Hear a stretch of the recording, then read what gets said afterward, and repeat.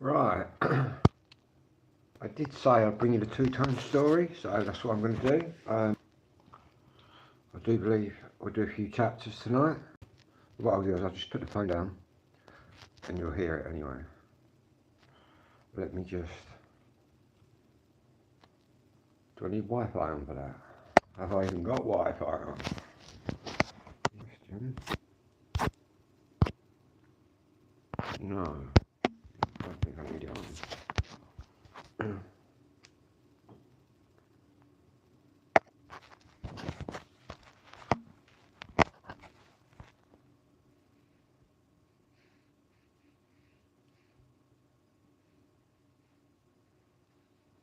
Right. If we go to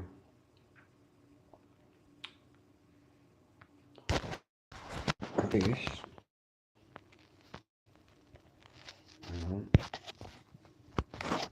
boom. We're going to start right at chapter 1.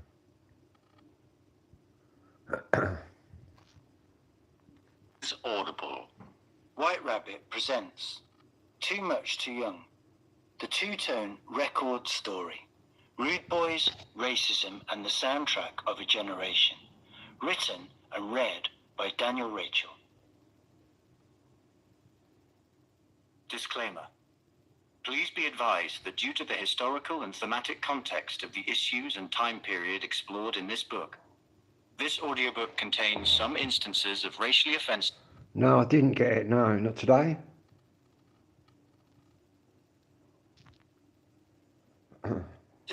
homophobic and sexist language, and therefore listener discretion is advised. A new dance caught the feet of the nation's youth.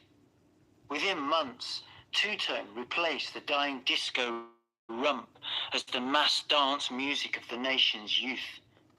It was unself-consciously pop. It was teenage. It was for boys and girls. It had fashions, an identity, and it had a strong morality, a message even. It all happened quickly and without hype or pretension. Sold-out venues, multiple encores, a sense of unity, purpose, even of a crusade. All that and more conspired to give the whole thing legendary status, not least in the eyes of the participants. Trying to prop this up somewhere. It's really Gary good. Bushell, Sounds, 1st of March, 1980.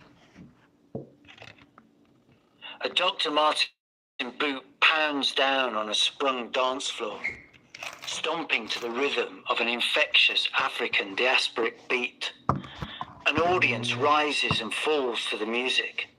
The singer urges everybody to clap their hands as the bass drum beats a tribal rhythm. The music begins to accelerate. Sweat drips down off the walls. Mist sweeps across the stage. Smiles spread across faces.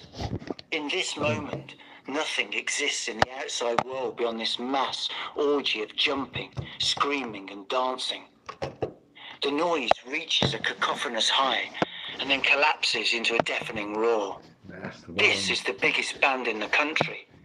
They are Jamaican and British, black and white, women and men. They are Coventry and London and Birmingham. They talk of youth and identity, of harmony and solidarity. They dress like you and me and tell us that this is our time, our generation. The chance to confront the ills of society and to look to a brighter future. They are on television and in the papers, on the radio and at the top of the charts. Together, as one, it is a movement, a way of life, a street feeling. And then there is a scream. A body goes down. A punch is thrown. Spit and sharpened coins fill the air. There is confusion, fighting, racism, misogyny, the gratuitous spectacle stoked by tabloid hostility. This is no longer a mini-drama revolving on a turntable. It is a country in decay, jobs being lost, lives at risk.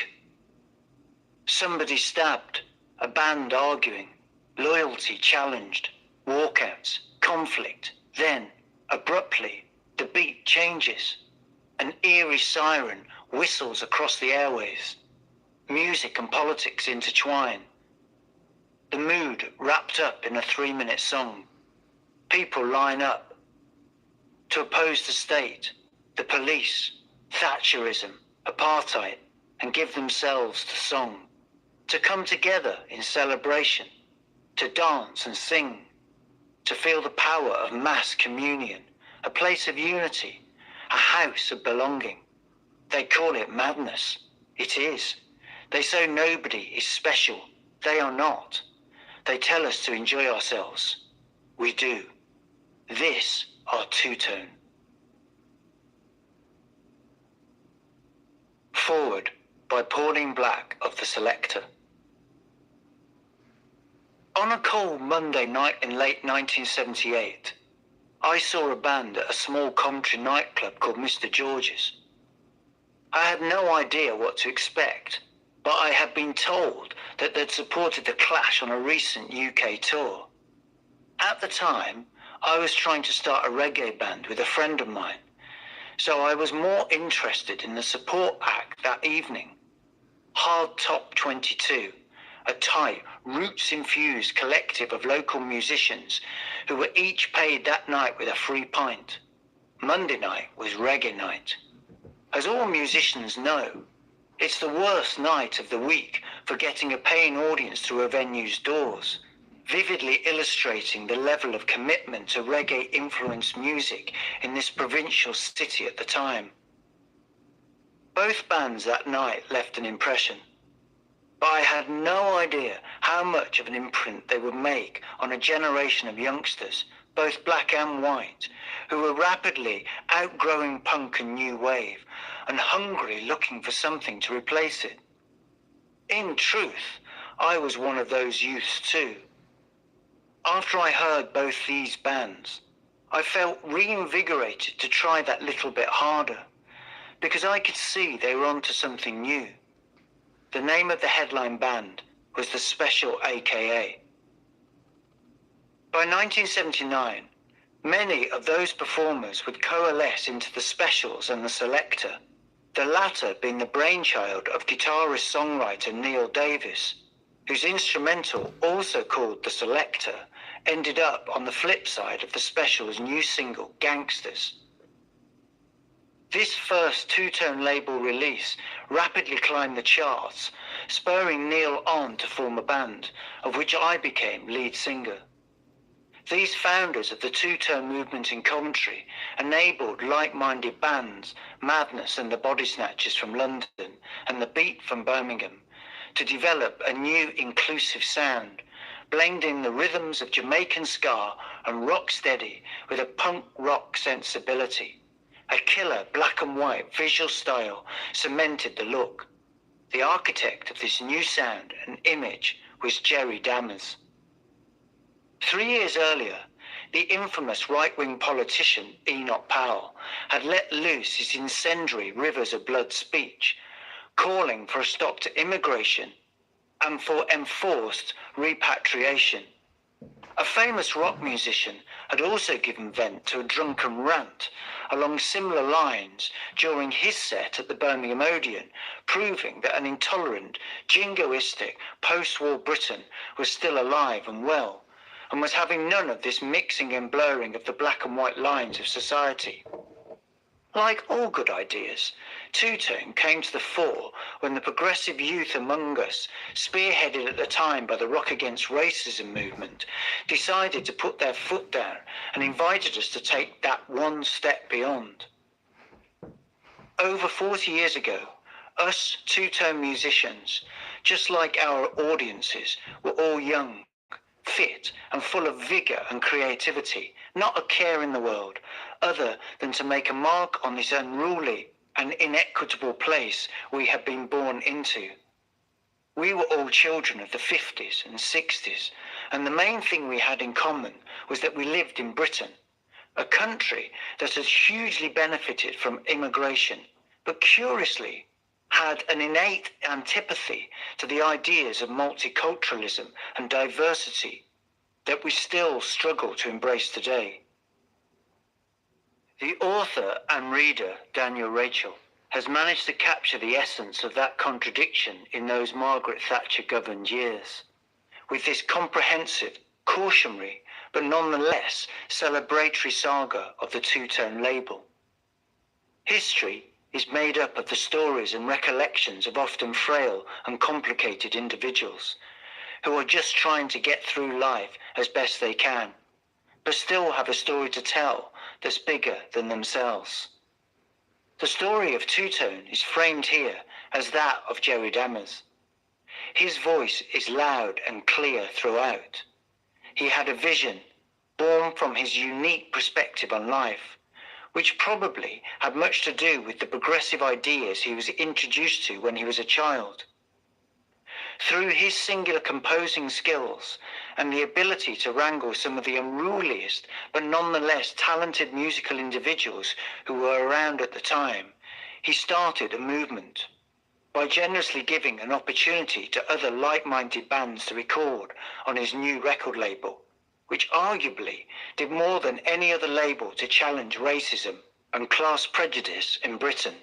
Indeed, the Selecter was so invested in Two Tone that we recorded 4 singles and an album, Too Much Pressure, that all charted between 1979 and 1980. We believed Jerry Dammers when he said, it was quite a new idea, so it's kind of like a sub-label. But it was all about maintaining artistic control over the output and also having the opportunity to give other bands a chance. Jerry helped change the mindset of a deeply divided country, whose division continues to this day.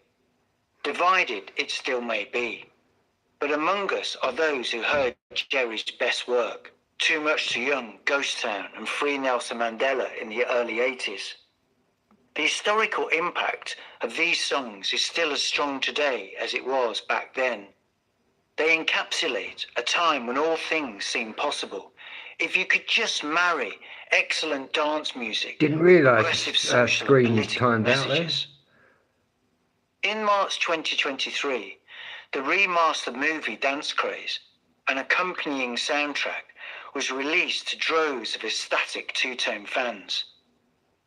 To have read this book and seen the movie again after all these years, I was struck by how the purity of purpose demonstrated by the bands has been captured in both mediums. Two Tone championed all that was good about humanity, despite sometimes being infiltrated by the negativity of a small number of vocal naysayers.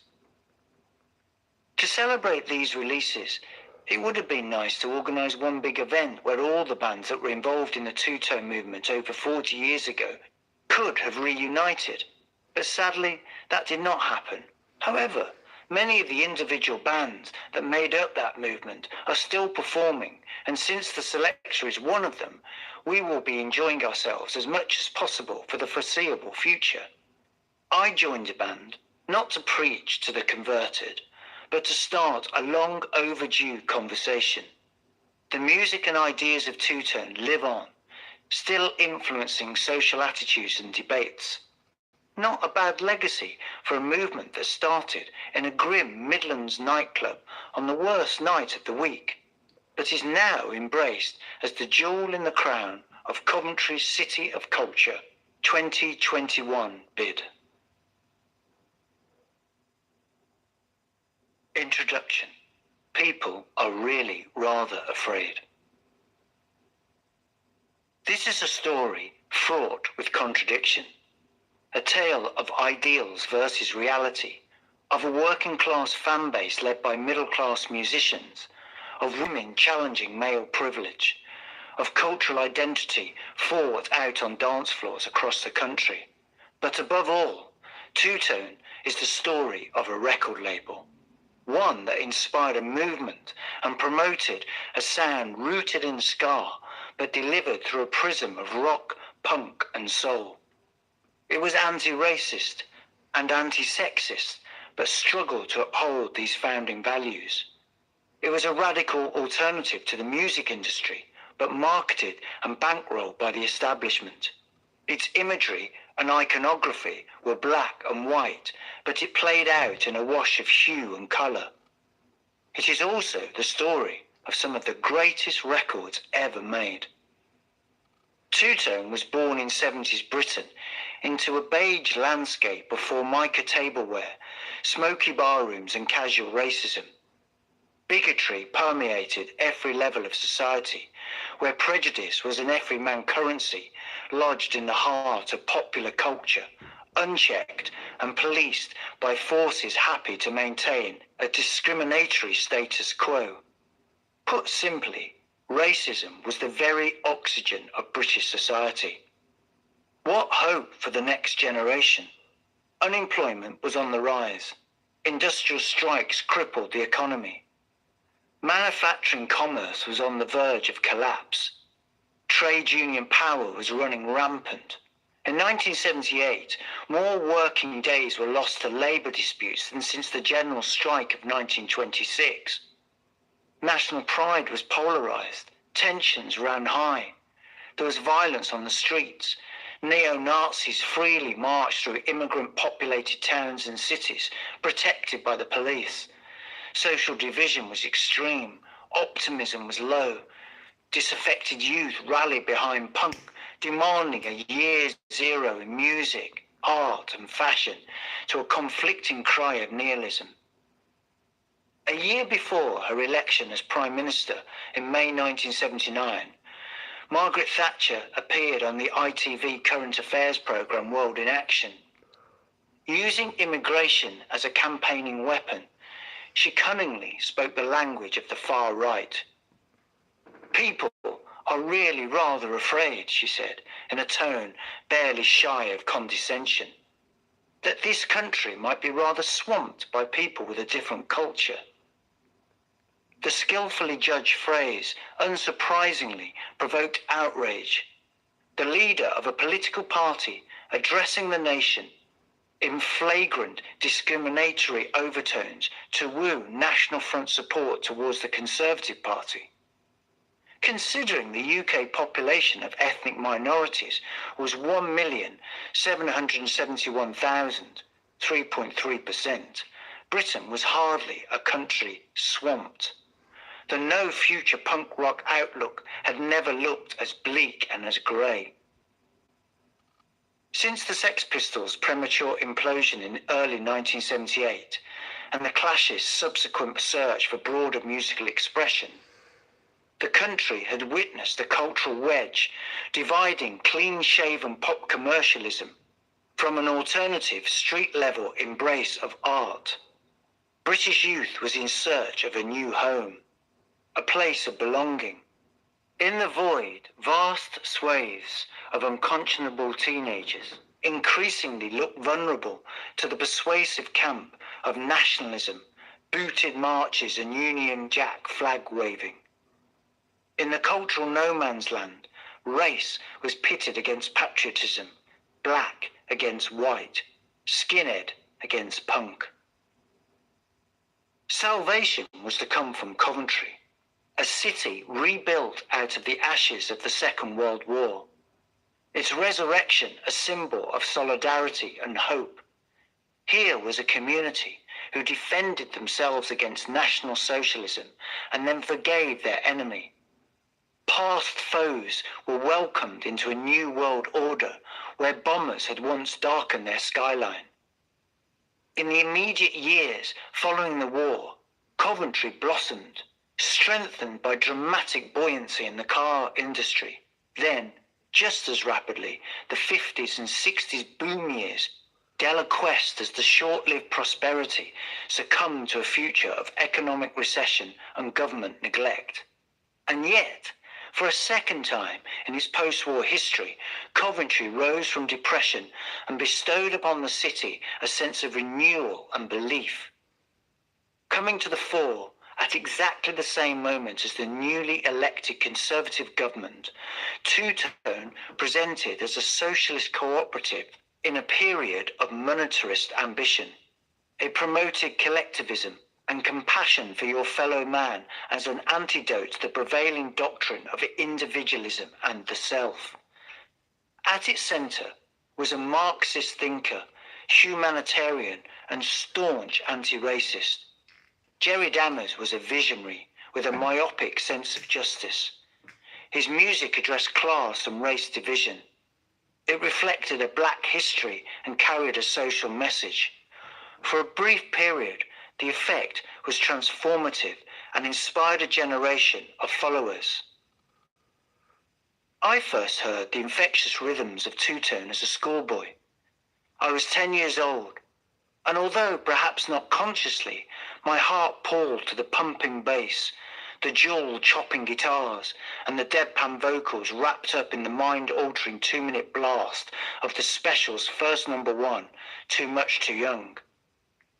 From the pages of Lookin' and the small screen, I devoured the dapper outfits of bands like the Specials and Madness, the 3-button jackets, ankle-cut stay-pressed trousers, pork pie hats, and black brogues.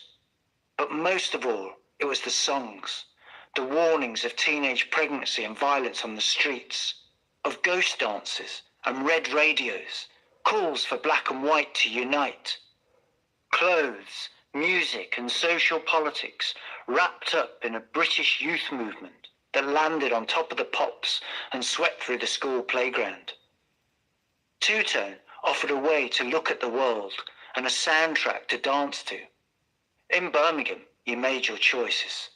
Blues or Villa, Swap Shop or Tiswas, Rude Boy or Mod. It was the thrill of decorating your Harrington with badges of the Beat and Walt Jabsco, of hunting down cheap Fred Perrys in the ballroom market and scratched up copies of Prince Buster singles. Two-tone inspired you to look back and discover the cultural riches of 60s Jamaica. But it also documented the battleground of a new British landscape where the terror of neo-Nazis selling fascist literature outside your school gate or on football terraces was usurped by Two-Tone's message of anti-racism and promises of seductive beat girls. I carved the Two-Tone Man printed on the sleeve of each single release, on the school walls, imagined myself at the nightclub and blushed at the thought of piss stains on my shoes. I learnt about the imprisoned Nelson Mandela, the horror of rape, and Israeli bombs dropping on Beirut. Two-Tone carved a deep groove in my soul, and thanks to the oxygen of airplay on Radio 1, the mind-blowing visuals of Dance Craze, and the glossy pages of smash hits, my black and white world ignited with a life-affirming boom of colourful brilliance. But the story of Two-Tone, and more particularly Jerry Dammers, is one of tragedy. Having formed the band The Specials and kick-started a youth movement, Dammers increasingly struggled to communicate his vision. Two-Tone buckled under the weight of success. Its downfall is a fable of human frailty, of betrayal, of people trying to be the best version of themselves, but discovering that ideals are prey to the irresistible lure of money and fame. Still, it should always be remembered that at its heart, Two-Tone was high-energy dance music, faster and more furious than the influencing predecessor Jamaican ska, and closer to the English rhythms of punk and guitar rock. It sold records in the millions and achieved incredible commercial success. Fans flocked to wear its iconoclastic fashions and espouse its political rhetoric. For a brief, bright, burning moment, Two-Tone shaped British culture. In its glowing embers, the country changed. We now live in a society where many of the values of Two-Tone are a standard way of life, where racism is unacceptable, sexism part of the national dialogue, and where institutionalized bigotry is increasingly exposed. Two-Tone was a catalyst, a story to be told. Part 1. Evolution. Chapter 1. Moonlight Sonata. Coventry Cathedral. Motor City. Black and white mix. On a cloudless, moonlit night on 14th of November 1940, 300 German planes dropped 500 tons of explosives and 33,000 incendiary bombs over Coventry, a small Midlands metropolis 110 miles north of London, setting the city ablaze. During the 11-hour assault, the Luftwaffe systematically destroyed the metropolitan industrial base and military infrastructure, ending a 3-month campaign of heavy bombing raids. Operation Moonlight Sonata claimed the lives of 568 civilians, leaving a further 420 seriously injured and a city centre of 250,000 square feet destroyed. Daimler Motor Company became an inferno. The Triumph car plant razed to the ground. A third of key industrial factories and more than half of the homes flattened. The hospital destroyed. And as just letting you know that I'm going to be doing every night sort of this week, I'm going to be doing this and we'll go through the whole. I've actually got the paper book as well, but I've got that as well. But we'll go through the whole thing, and I'll tell you what, it is very interesting. But yeah, we're doing it every night. Many as 40 churches and 14 schools decimated. In the morning light, all that remained of St. Michael's Cathedral, which had stood at the heart of the city for almost 6 centuries, was its stone facade and spire. It was the most concentrated attack on British soil during the Second World War. The obliteration of Coventry was a wanton act of destruction orchestrated by Adolf Hitler to wipe out the city's medieval architecture as revenge for the Allied bombing of Munich a week earlier. Many historians believe the British High Command had advanced knowledge of the attack and sacrificed Coventry to preserve intelligence information decoded at the top secret Allied base at Bletchley Park. A fortnight earlier, on 2nd of November, Ernest Bevin, the Minister of Labour, implored the Prime Minister, Winston Churchill, to strengthen the Midlands anti-aircraft fortifications. The complaint was acted upon. Indeed, per capita, Coventry had 5 times as many anti-aircraft guns as London. Still, the city perished, and in Berlin, Joseph Goebbels, the Reich propaganda minister, boasted of plans to Coventry Earth to decimate other Allied cities. On 16th of November, King George VI made an unannounced visit to the ruins of Coventry Cathedral, flanked by the Home Secretary Herbert Morrison. Reportedly reduced to tears by the King's presence, locals gathered and welcomed the royal gesture of solidarity and its galvanizing effect on the city. Of 10,000 evacuation places offered to its citizens, only 300 people left Coventry. And yet there was more devastation to come. Bombing campaigns in April 1941 and August 1942 claimed more than 400 lives, with several thousand more injured. In October 1945, little over 5 months since victory in Europe, the local council published plans to construct a vibrant modernist city, and so began the long process of healing and reconciliation. Future Coventry promised a pedestrian precinct, the first of its kind in the country, and the creation of estates and prefabricated homes on the outer edges of the city to cater for a desperate housing shortage. In the same year, the Ministry of Information sponsored a 22-minute film directed by John Eldridge and scripted by the poet Dylan Thomas. A city reborn, rejoiced in a historic metropolis famed for its trade of wool, cloth and silks, its mystery plays and pageants, and its industry and engineering. Told through the eyes of a young couple planning their future, viewers were informed that the days of cramped houses and crippling streets and of slums still living on in a lingering death from the last century were over. In 1962, after delays due to bomb damage, work started on a 2-mile elevated inner ring road circling the city centre. This physical reshaping of Coventry would have a controversial and lasting effect on its indigenous communities. By 1970, less than half of properties in the Hillfields area had hot water or an indoor toilet or bath. Those fortunate to find work elsewhere deserted, and, in time, the neighbourhood became a haven for low-paid immigrants working in public services and insecure factory jobs, the homeless, sex workers and drug users. Thereafter, an unlikely community emerged, mixing white with Afro-Caribbean and people of Bangladeshi, Pakistani and Indian heritage. It would become the hothouse for two-tone. Affectionately known as the British Detroit because of its production line, the Daimler Motor Company built the first British car in Coventry in 1897.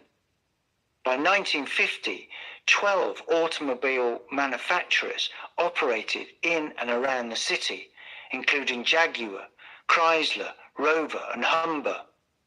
Coventry, as Jerry Dammers would later describe it, was a boomtown. Boasting an average wage 25% higher than the rest of the country, the rapidly expanding motor city benefited from an influx of workers from the Caribbean. The movement of cheap labour was spearheaded by the then Minister of Health, Enoch Powell.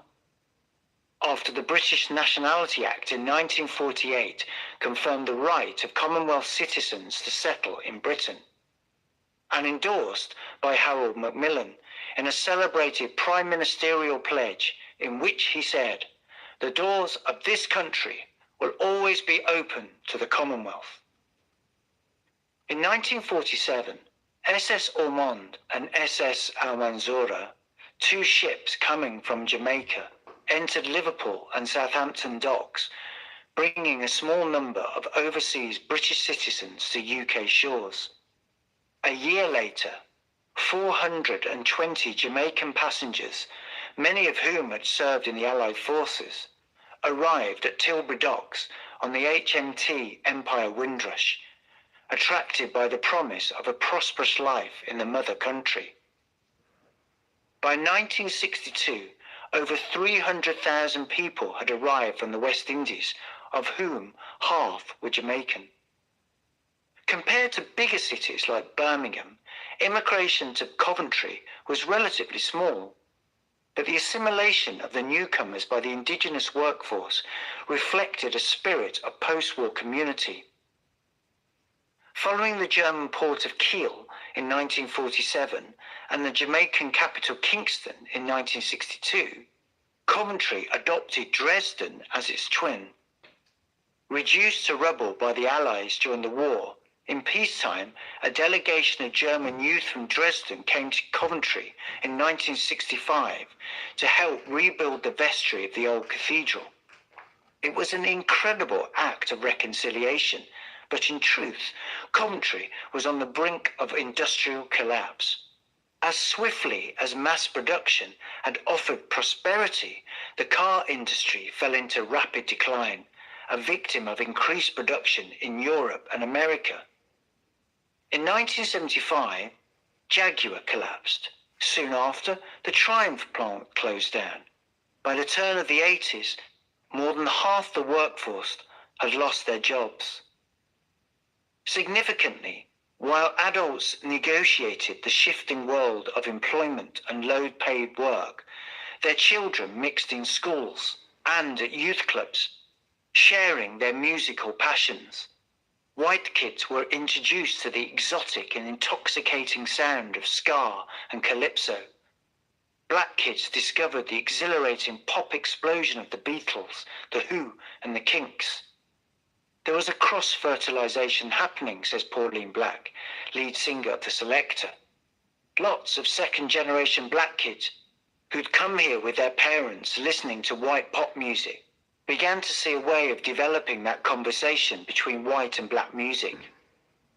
Here was the first generation of teenagers not conscripted into national service since its termination in 1963, entering into mixed friendship groups, open-minded and unburdened by traditional prejudices, freely sharing ideas, style and records, and looking back into British and Jamaican culture with equal enthusiasm to looking forward. If you found an old Blue Beat record, it was like gold, says Neil Davis, guitar player with the Selecter. Recalling hordes of would-be musicians rummaging through charity shops on Gosford Street, hoping to find records to learn and perform, Davis says he remembers Jerry Dammers playing a Horace Andy record on his dance set in his flat. It was magical, he says. You'd hear it once, but then Jerry wouldn't play it again in case you ripped it off. Although few parents of two-tone musicians lived or worked in Coventry, rather they found employment in towns and cities such as Luton, Gloucester and Rugby. Their children's subsequent move to the Midlands spearheaded the city's second dramatic revival in the post-war period. Where a flourishing motor industry had reversed Coventry's economy after the destruction inflicted upon it during the Second World War, now music gave renewed hope to the city after its collapse into recession in the 1970s. The population of Coventry was small, approximately 350,000 people. Accordingly, the pool of musicians to form bands was finite, but, as Pauline Black observes, it had one key advantage. If a music scene developed, it was easier to get into it. But whereas the Selecter formed simply because of who was around, the Specials came together in a more calculated way. Some of my black friends couldn't understand what I was doing, says guitar player Linval Golding. What's wrong with you, man? You're playing a punk group. You should be playing Strictly Roots. They never understood what the Specials music was saying and how we were going to pull people together. Looking back at the national pop charts, the mixing of black and white musicians was not unusual. Hot Chocolate, The Equals, Heatwave, Thin Lizzy, Cockney Rebel, Darts, Shawaddy Waddy, and Ian Dury and the Blockheads. But it certainly was not common. By contrast, the Specials would present themselves as black and white musicians working as equals. It was a statement and a hallmark of their identity. In 1979, this hybrid of musical identity would give birth to a new British sound. They called it two-tone. Chapter 2. Son of a Preacher Man. Jerry Dammers. A middle-class son of a church dean, Jeremy David Hounsell Dammers, was born 22nd of May 1954 in Uttarakhand, Tamil Nadu, a former province of the British Raj in southern India. His father, Horace, was a Master of Arts from Cambridge University and a staunch Labour voter. In September 1947, he married Brenda Muriel Stead. Jerry was their second son and the youngest of 4 children. In 1957, the family returned to the UK, first to Sheffield and then to Coventry, where Dammers Sr. took up the position of Canon Residentiary and Director of Studies at Coventry Cathedral. In 1972, he founded the lifestyle movement with the philosophy to live simply so that others may simply live. Built around the ethos of finite resources, the movement attracted followers who believed there is enough for everyone's need, but not enough for anyone's greed. In 1965, Jerry passed his 11 plus and accepted a place at King Henry VIII Grammar. Today, the school's website informs parents of its proud history dating back to 1545, when King Henry VIII instructed his Hanaper, Sir John Hales, to found a school in the city of Coventry. adding that it has evolved through many different guises since that day, but the legacy of our founding monarch has remained. The school timeline includes royal visits by Elizabeth I and James I. It marks the poet Philip Larkin's position in the junior department and the admission of girls in 1975. But for all the school's historical pomp and prestige, Jerry Dammers was a troubled pupil. Aged 15, the rebellious youth absconded for 2 weeks to the island of Dornish off the west coast of Ireland, purchased in 1967 by John Lennon and subsequently offered rent-free to the king of the hippies and founder of the digger action movement, Sid Roll. "It was awful," recalled Jerry. "I went over there with this mate of mine and they put us to work ploughing the fields. Every night we'd be given a bowl of flour and water. The fields were laid out in the letters of the words love. That's when I stopped being a hippie and became a skinhead." Missing front upper teeth are the first thing you notice in Jerry's company. They smashed when he went over the handlebars of his bike as a child. "It was dead funny," he says. "I crawled into this house all covered in blood and I rang my mum. She sounded shocked and horrified, but her voice sounded a bit odd. Then I realised I dialed the wrong number." In a separate incident at a Coventry nightclub, Jerry lost a second set of teeth during a physical altercation. By 17, life revolved around wanton acts of vandalism and excessive alcohol consumption. "I used to get pissed and put my foot through windows and things like that," says Jerry. On a trip to Torquay, Jerry climbed on top of a holidaymaker's car and in a fit of stomping exuberance caused the roof to collapse. Summoned to court, he received a £250 fine. Leaving school with 1 O-level in art, Jerry did a foundation course at Nottingham Art School. Then, securing an interview at Leeds Art College, he attended the meeting without a portfolio, informing the admissions panel that he wanted to create a work of pop art like a modern version of The Who. Playing a tape of himself singing a self-penned composition, Little Bitch, later recorded on the debut Specials album, Jerry said, "The professor just laughed and shook his head in disbelief and showed me the door." History turns on such rejections. Had he been accepted, says Jerry, the Specials and Two-Tone as we know it might not have happened. Realising his folly, Jerry gratefully accepted a place at his second choice Lanchester Polytechnic in Coventry and quickly set about using the facilities to make animated films.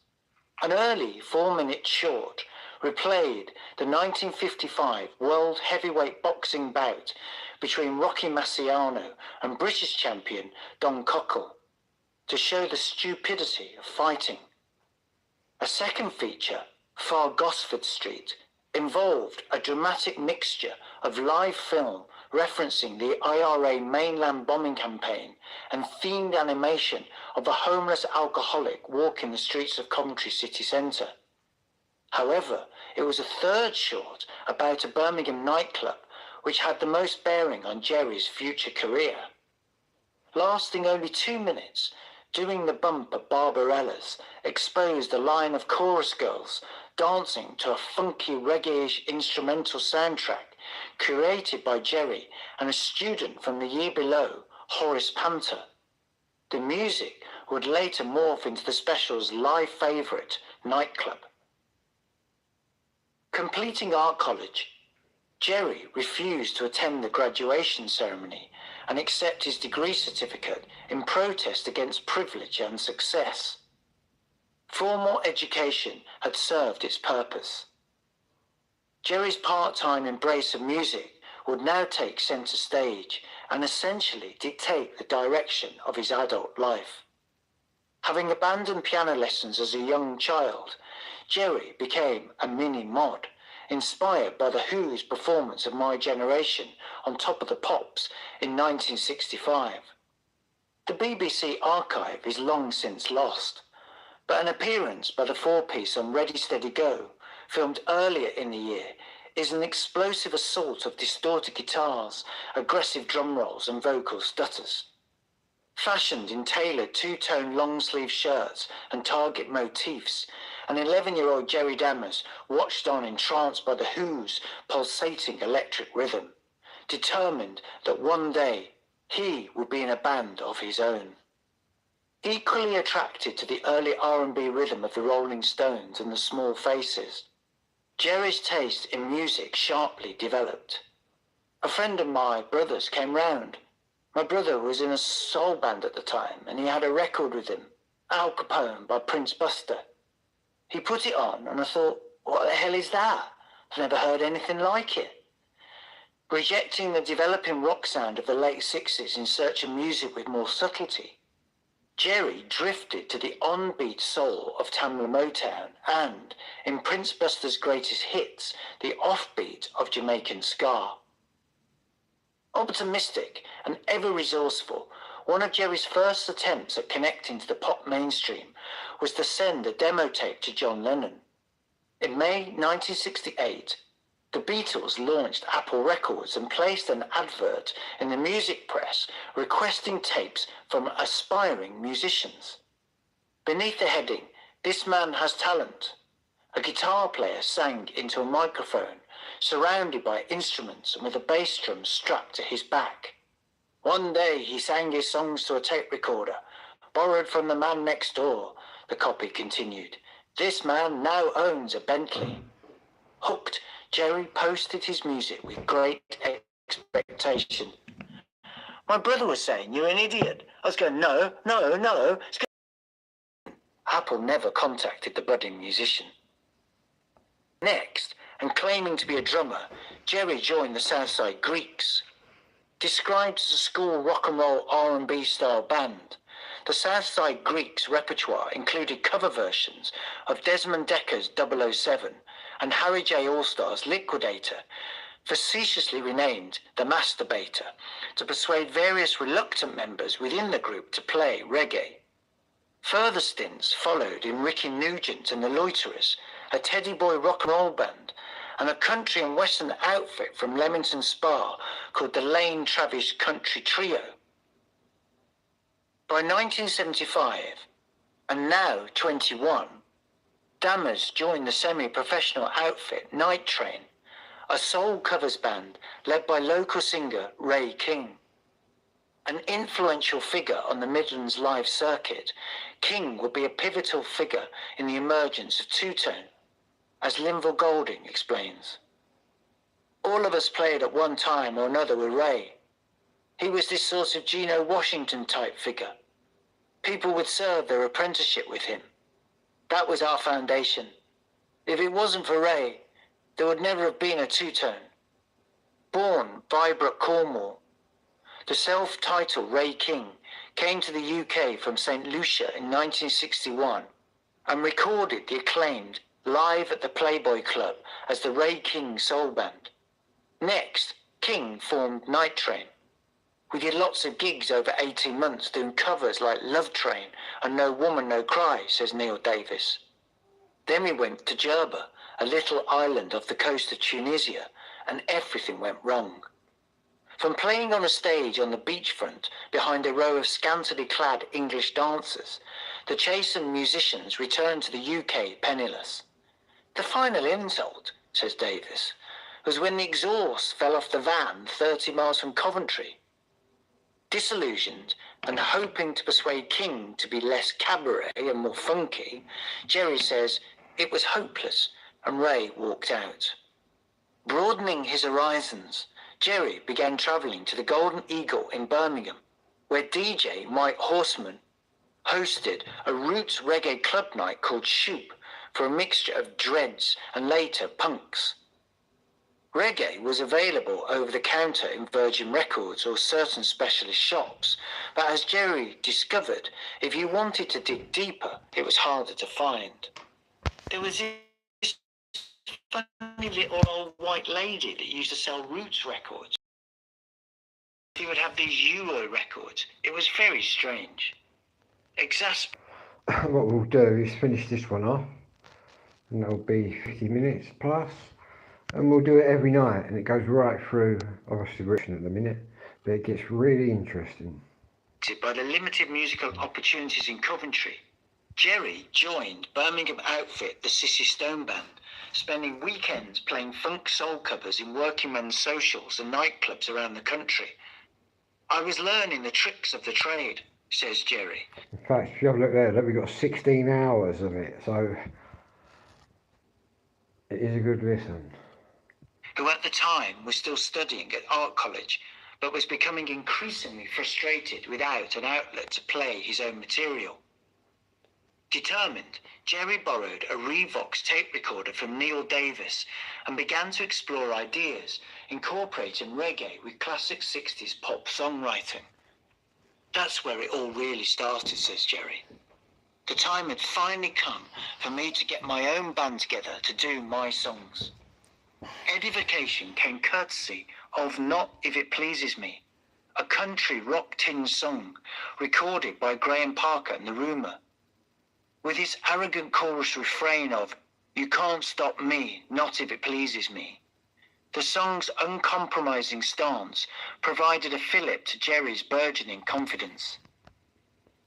That was the first song that made me think I could do something of my own.